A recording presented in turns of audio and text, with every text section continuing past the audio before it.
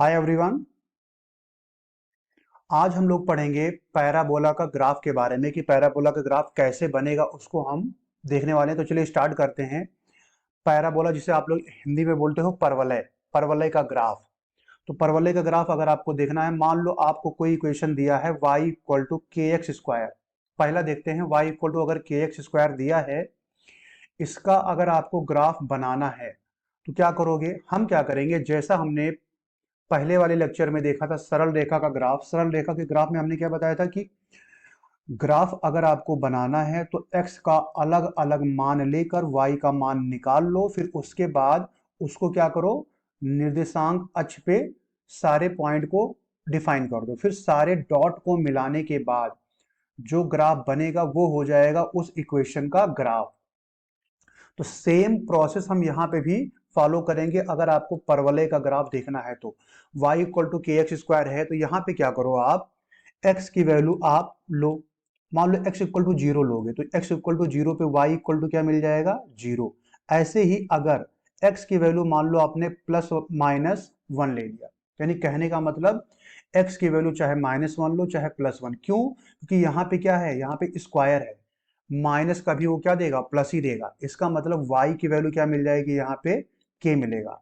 ऐसे ही अगर आप x equal two plus minus two लेते हो, यानी कि चाहे प्लस टू लो चाहे माइनस टू, दोनों केस में आपको क्या मिलेगा? यहाँ पे मिलेगा 4k। ऐसे ही अगर आपने x equal two plus minus three लिया, यानी कि तीन भी ले सकते हो माइनस तीन भी ले सकते हो, ठीक है, दोनों पे आपका मान जो आएगा वो समान आएगा। तो ये हो जाएगा 9k, क्योंकि तीन का स्क्वायर हो जाएगा 9k। सिमिलरली आप क्या करोगे, अलग अलग x की वैल्यू पे आप निकालोगे।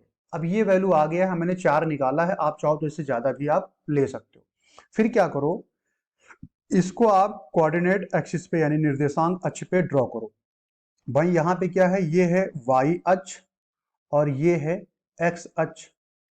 तो यहाँ पे x इक्वल टू जीरो पे y इक्वल टू क्या है? x इक्वल टू जीरो पे y इक्वल टू जीरो है, यानी ये हो जाएगा पॉइंट। अच्छा, अगर मान ले कि ये x इक्वल टू वन को डिनोट कर रहा है, ये x इक्वल टू टू को डिनोट कर रहा है और ये x इक्वल टू थ्री को डिनोट कर रहा है। मान लिया कि पहले वैल्यू क्या था? जीरो था, y की वैल्यू फिर क्या हो गई है? k हो गई है, फिर 4k हो गई है और फिर हो गया है 9k। ये हो गया y की वैल्यू।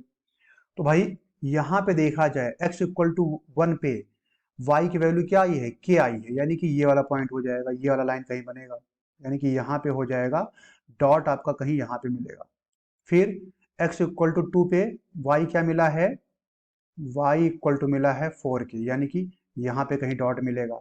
ऐसे ही x इक्वल टू थ्री पे आपको क्या मिलेगा? 9k मिला है, तो यानी ये हो जाएगा, यहाँ पे कहीं डॉट मिलेगा। सिमिलरली जब आप x की वैल्यू निगेटिव में रखोगे, मान लो आपने ले लिया नेगेटिव, यहाँ पे नेगेटिव ये ले लिया माइनस वन, यहाँ पे ले लिया माइनस टू और ऐसे ले लिया, मान लो सही है माइनस टू है और यहाँ पे मान लो ले लिया माइनस थ्री, तो यहाँ पे भी क्या मिलेगा? यहाँ पे भी आपका पता है कि आपको x इक्वल टू वन लो चाहे माइनस वन लो, दोनों पे सेम आएगा, यानी कि यहाँ पे डॉट आपका मिलेगा। इसकी वजह से ये डॉट हो जाएगा, फिर इसकी वजह से आ जाएगा डॉट आपका कहीं यहाँ पे। ऐसे ही x equal to minus three पे डॉट जो होगा वो कहीं यहाँ पे मिलेगा, ये वाला 9k वाला हो जाएगा, क्योंकि x इक्वल टू थ्री पे y आया है 9k। अब क्या करो, ये जितने भी डॉट है ना सबको मिलाओ। जब सबको डॉट को मिलाओगे तो आपका जो ग्राफ बनेगा कुछ ऐसा बनेगा, ऐसा कुछ ये, और ये हो जाएगा y इक्वल टू के एक्स स्क्वायर का ग्राफ। ऐसे ग्राफ आपने देखा होगा, थोड़ा मैंने डॉटेड जो है बहुत दूर दूर लिया है, आपने शायद ऐसा देखा होगा। ये आपको ग्राफ कुछ इसी तरीके से बनेगा। हो सकता है कि आप लोगों ने कुछ ऐसा देखा हो, ऐसा कुछ थोड़ा शार्प देखा होगा। तो कुल मिला के यहाँ पे बस हमें सीखना था कि ग्राफ हमारा कैसे बनेगा। हो सकता है आपने ऐसे देखा हो, ऐसा कुछ। तो उसी टाइप का तो दिख रहा है, इसी टाइप का तो हमारा ग्राफ दिख रहा है ये, ठीक है। बस हमने क्या किया है, x equal to one two three को थोड़ा दूर दूर ले लिया है, इसीलिए थोड़ा ये वाइड हो गया है, फैल गया है। बाकी ग्राफ तो आपके ऐसे इसी टाइप का है ना। तो यानी कि ये ग्राफ जो है, चाहे ये ग्राफ की बात करें चाहे इसकी, तो ये क्या है, ये है y इक्वल टू के एक्स स्क्वायर का ग्राफ। अच्छा, यहाँ पे हमने क्या किया है, यहाँ पे k को हमने पॉजिटिव मान के रखा है।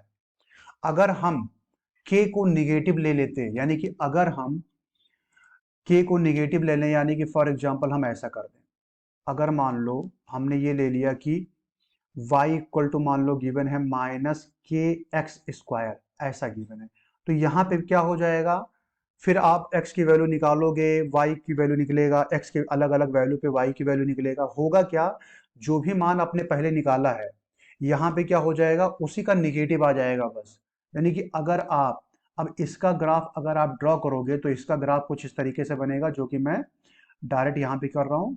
इसका ग्राफ बस हो जाएगा, उसमें अपर y में था यानी कि पॉजिटिव y में था, इसमें क्या हो जाएगा, निगेटिव y में बन जाएगा। यानी कि इसका ग्राफ कुछ इस तरीके से बनेगा, आपको ग्राफ आपका जो मिलेगा कुछ इस तरीके से मिलेगा, क्योंकि ये निगेटिव में आएगा, ऐसा बनेगा। तो ये हो जाएगा graph y equal to minus के एक्स स्क्वायर का ग्राफ हो जाएगा। अगर आपका पॉजिटिव समझ में आ गया है तो वहाँ नेगेटिव में भी ऐसा ही बनेगा। अगर आप x की अलग अलग वैल्यू पे y की वैल्यू निकालोगे तो सारा जो y की वैल्यू आएगी वो निगेटिव में आएगा, निगेटिव मतलब डाउनवर्ड, फिर उन डॉटेड को मिलाओगे तो आपको ऐसा ग्राफ मिलेगा। अच्छा, एक चीज यहाँ पे देखने वाला था कि y इक्वल टू जो के एक्स स्क्वायर है, इसमें ये जो पॉइंट है ना, ये वाला टच ये वाला जो लाइन है उसी एक्सिस को, उसी अक्ष को टच कर रहा है जिस पर क्या है, स्क्वायर है। यहाँ पे क्या था, एक्स पर स्क्वायर था, तो भाई एक्स पे अगर स्क्वायर है, यहाँ पे एक्स पे तो स्क्वायर है, यहाँ पे भी एक्स स्क्वायर है, तो यानी कि एक्स वाले से ये टच करता हुआ कर्व शेप बना रहा है। ऐसे ही अगर मान लो ऐसा कुछ दिया हो, तीसरा मान लो आपको दिया है, यहाँ पे मान लो x इक्वल टू दिया है के वाई स्क्वायर, तो भाई यहाँ पे देखा जाए अगर, अब यहाँ पे किस पर स्क्वायर हो गया, अब यहाँ पे स्क्वायर जो है y पे है, y पे स्क्वायर। अब क्या होगा ना, जब यहाँ पे y के अलग अलग मान पे x का मान निकालोगे तो इसमें जो ग्राफ बनेगा आपका कुछ ऐसा बनेगा।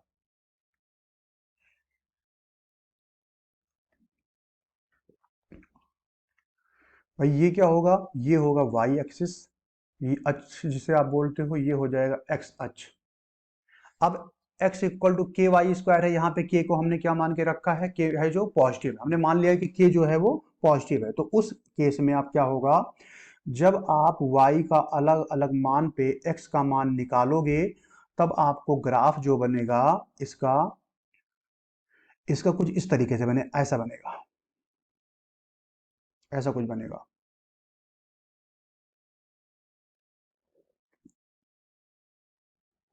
ऐसा कुछ बनेगा, थोड़ा कर्व बनेगा, मैंने थोड़ा टेढ़ा बना दिया है,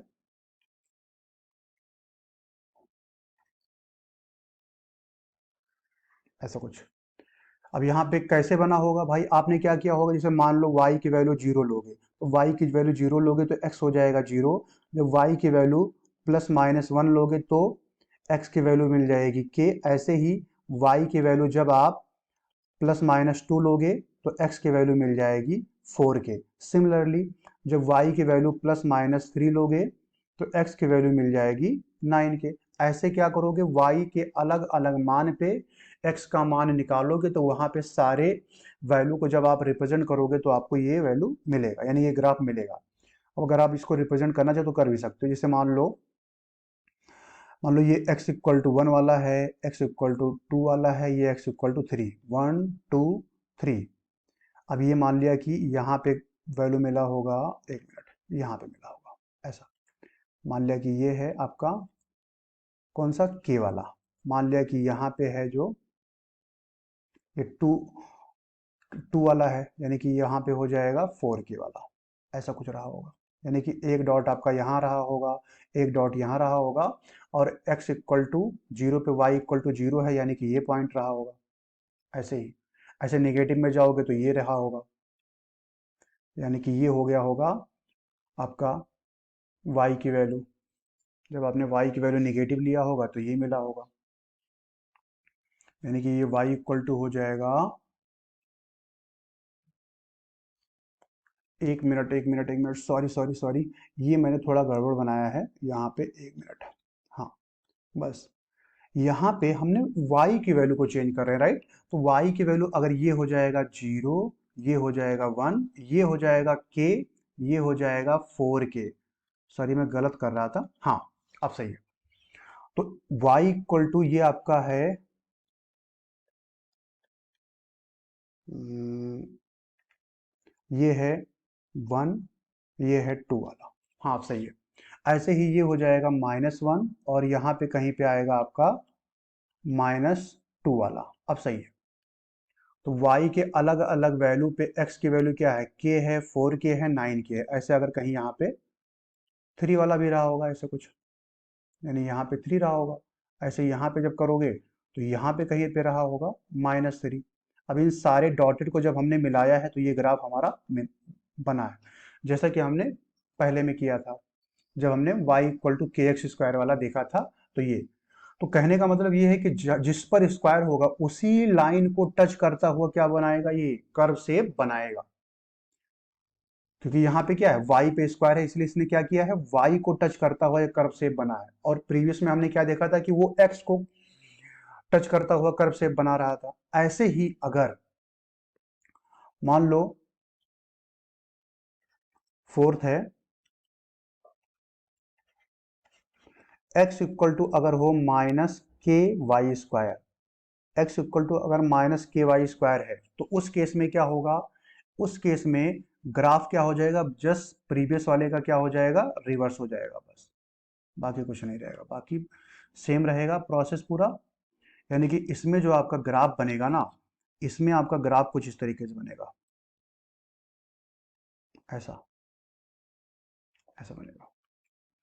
ये हो जाएगा इसका ग्राफ, रिवर्स हो जाएगा, क्योंकि के जो है वो नेगेटिव में आया। अब के नेगेटिव में आया है तो एक्स की वैल्यू क्या आएगी, नेगेटिव आएगी, के नेगेटिव होने की वजह से।